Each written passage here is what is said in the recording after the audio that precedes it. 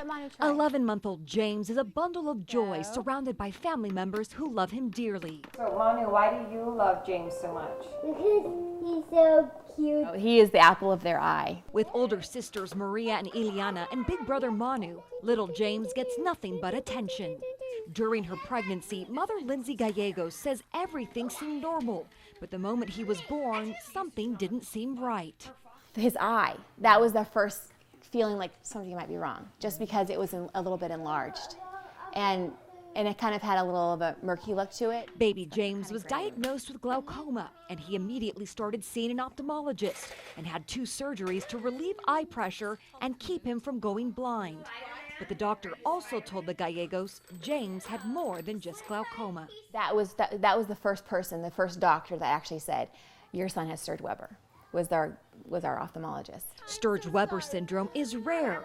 It affects 1 in every 50,000 babies and is random. It's caused by a gene mutation.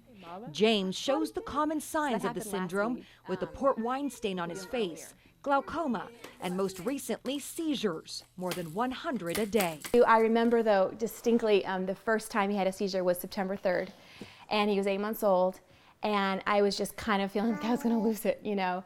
But through it all, Lindsay has found peace. I have a lot of peace just every day because I can see that God is, you know, behind, in front, and the sides, all over this whole thing. There is a lot of love that surrounds James, but in return, the Gallegos family has learned from their little boy. It's definitely helped my husband and I grow closer, too, in our whole family. But James has a long road ahead. He's scheduled for an intense brain surgery called hemispherectomy. This is where portions of one side of the brain, which are causing the seizures, are removed, and the 2 sides of the brain are disconnected. The younger the patient, the greater the ability for the remaining side of the brain to take over the tasks controlled by the section that was removed. James will likely lose a lot of movement on his left side. It's tough to see him being able to hold things, and he doesn't like to hold things with his left hand, but he can. And he usually puts it in his hand and then he transfers it to his right hand. But he won't be able to do that. You know, he'll probably have a brace.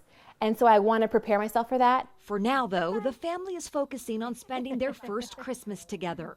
But soon after, James will be headed to Fort Worth for surgery on December 30th, just 2 days before his first birthday, and hopefully recover quickly to return home to his family. Goodbye. Evy Ramos, Fox News First.